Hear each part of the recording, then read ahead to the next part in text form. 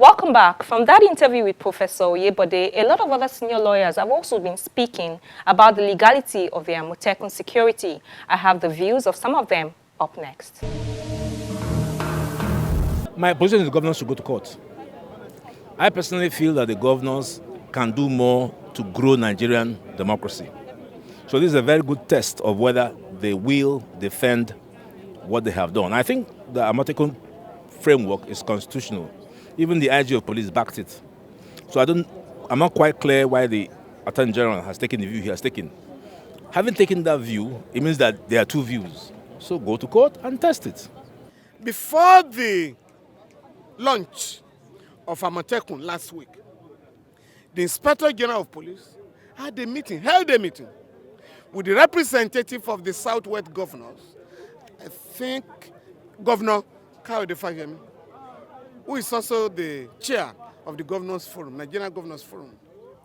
After that meeting, the Inspector General of Police, the Office of the Inspector General of Police announced that the Nigerian Police Force has ratified or endorsed the Amotekun Security Initiative. When he did that, he was speaking for the federal government. Because by virtue of Section 318 of the Constitution, government in Nigeria is defined to include the federal government, the state government, the local government, and all officials of the government. So the Inspector General of Police was speaking for the federal government. And if the Inspector General of Police says, my men and women cannot cope with the security challenge confronting the country, the Office of the Attorney General, with respect, cannot, dare not stop any private initiative to protect the life and property of every citizen in our country. However, the governors will have to go to court. But before going to court, each of the state governments affected will have to enact a law to legalize the Amotekun. Right now, the establishment of this, I won't call it police. It's not police, it's like a local vigilante group in the West. I don't really see anything bad in it for the reason that they know the terrain of their states. You find out that most of the time the police people, you are being posted from one state to the other. You don't know what is happening. But these people, they are on the ground, they know the terrain. And once they know the terrain, they will be able to curtail any crime that wants to come up. They will be able to stop whatever evil that would have come to pass. So what I'm trying to say is that one shouldn't see it as anything bad. One should just see it as something that is added to aid the police. So I don't see anything wrong in that. I think the North also have something close to that, which is also working in the North. I think that should be okay. I will be surprised if the 6 states of the Southwest did not consult at all to come up with Amotekun. I don't think it is possible because majority of those states are in the ruling party. They are the ruling party, and I don't think that is the case. We are between two serious issues. One, in many states, there is a Hizbah law, operations and all that. That is there.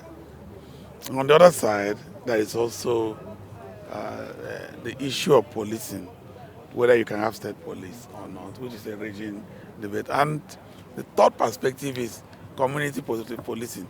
Are they doing it as a communal thing and all that? But if the aim of both the federal government and the state governments that are involved is to ensure that there's safety of citizens, then we don't need to politicize it.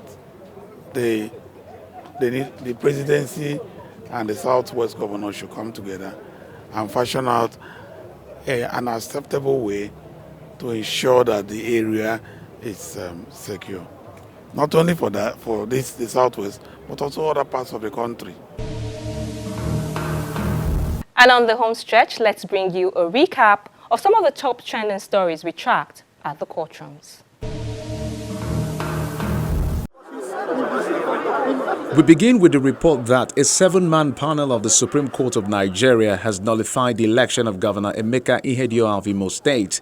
The court, in a unanimous judgment delivered by Justice Kudirat Kekereekun, declared Senator Hope Uzodinma of the All Progressives Congress (APC) as the winner of the March 9, 2019 governorship election in Imo State. The Supreme Court held that the Independent National Electoral Commission (INEC) was wrong to have invalidated some votes from Senator Uzodinma's cause. The appellant had contended that votes from 388 polling units were unlawfully excluded from his votes. He argued that the excluded votes would have made him the winner of the election, and the Independent National Electoral Commission wrongly declared Mr. Ihedioha as the winner of the election. Mr. Ihedioha, through his lawyers, claimed that the said votes were invalid, and the result declared by the electoral umpire placed Senator Uzodinma at a distant 4th position. After listening to arguments from all the parties, the Supreme Court, in a unanimous judgment, scolded the Independent National Electoral Commission (INEC) for wrongly excluding some votes from the scores of Senator Hope Uzodinma. The court also ordered that the certificate of return issued to Mr. Ihedioha be withdrawn immediately and a fresh certificate of return issued to Senator Uzodinma as the governor of Imo State.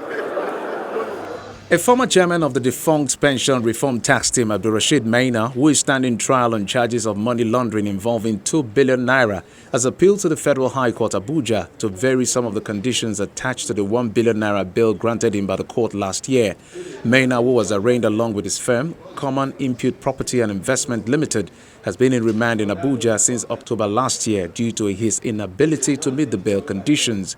He told Justice Okonabang that part of the bail conditions requiring him to produce 2 sureties, who must be 7 senators with landed properties worth 500 million naira each in Maitama or Asokoro, 2 highbrow areas of Abuja, was excessive and stringent.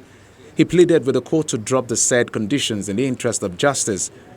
In response, the judge questioned if the defense team had conducted a search of the land registry in Abuja to confirm the claim of the proposed sureties. Maina's counsel, Afam Osigwe, however, said the team considered it to be discourteous to go behind the proposed sureties to confirm their claims.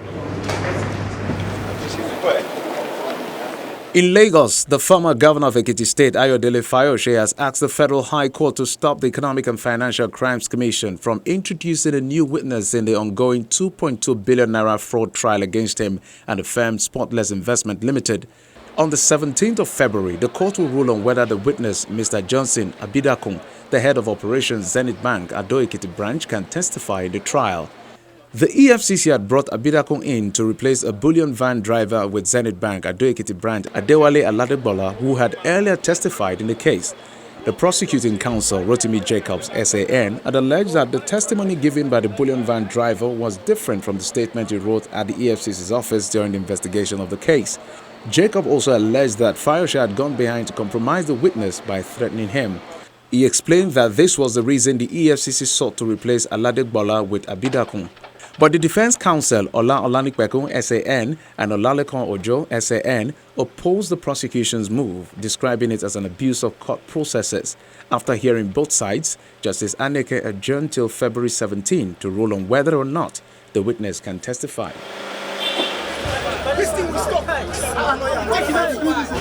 And we round off with a report that men of the Environmental Monitoring Task Force of the Lagos State Government disrupted court proceedings at the Federal High Court sitting in Lagos on Tuesday, the 4th of January, when they stormed the court to tow away cars of lawyers and litigants parked outside the court premises. Some lawyers were making submissions and arguments before various judges of the court when the news filtered in that their cars were being towed away. Most judges had to stop proceedings to allow the lawyers and litigants go out to assess the situation. Law Weekly gathered that not less than 20 cars were towed away in the exercise.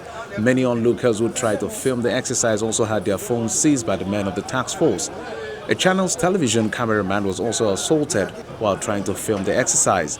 Long after the men of the task force left, lawyers, litigants and court staff gathered in groups condemning the exercise. They complained that the car park of the court cannot adequately accommodate the vehicles of all persons who make use of the court on a daily basis, and urged the Lagos State government to let the lawyers and litigants do their work in peace.